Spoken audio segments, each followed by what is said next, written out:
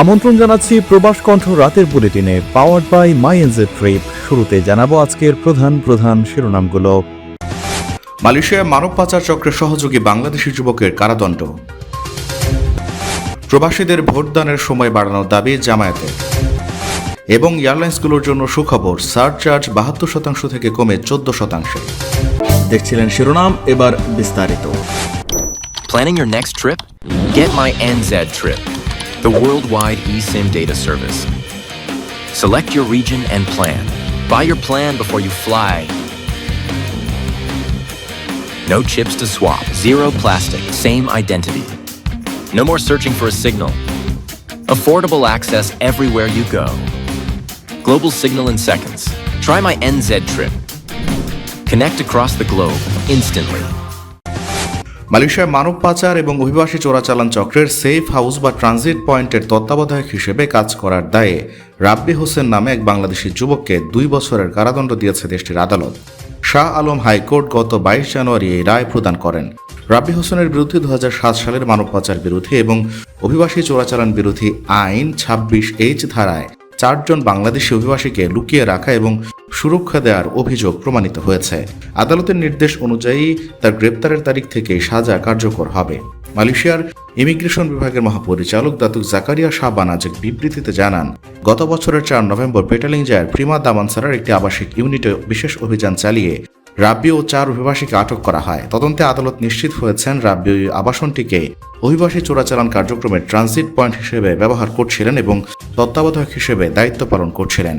জাকারিয়া শাহবান আরও বলেন, অবৈধ প্রবাসীদের আশ্রয়দাতা, নিয়োগকর্তা বা পাচারকারী সিন্ডিকেটের সাথে জড়িত যে কারো বিরুদ্ধে ইমিগ্রেশন বিভাগ কঠোর ব্যবস্থা গ্রহণ করবে। জাতীয় সার্বভৌমত্ব এবং নিরাপত্তা রক্ষায় আমাদের এই অভিযান অব্যাহত থাকবে।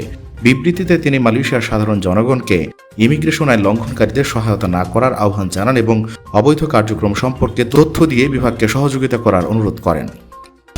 মালয়েশিয়ায় 10 রিঙ্গিতের 20 ক্লাব বিস্কিট কিনে এবার গাড়ি জেতার সুযোগ। আরও থাকছে প্লে স্টেশন, 10টি বাইসাইকেল ছাড়াও 20টি আকর্ষণীয় গিফট হ্যাম্পার।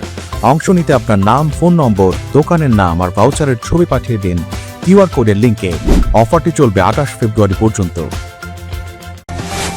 আসন্ন জাতীয় সংসদ নির্বাচনে প্রবাসীদের পোস্টাল ব্যালটে ভোটাধিকার প্রয়োগের সময়সীমা আরও 1 সপ্তাহ বাড়ানোর দাবি জানিয়েছে বাংলাদেশ জামায়াত ইসলামী।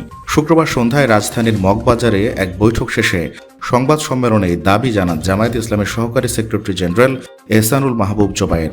তিনি বলেন, এবারই প্রথম প্রবাসীরা পোস্টাল ব্যালটের মাধ্যমে ভোটাধিকার প্রয়োগের সুযোগ পেয়েছেন।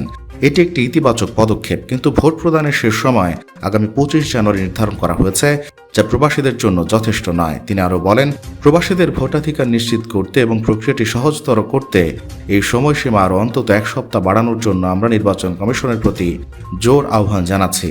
নির্বাচনী পরিবেশ নিয়ে উদ্বেগ প্রকাশ করে হাসানুল মাহবুব জোবায়ের বলেন, অনেক ক্ষেত্রে এখনও নির্বাচনী আচরণবিধি লঙ্ঘনের ঘটনা ঘটছে।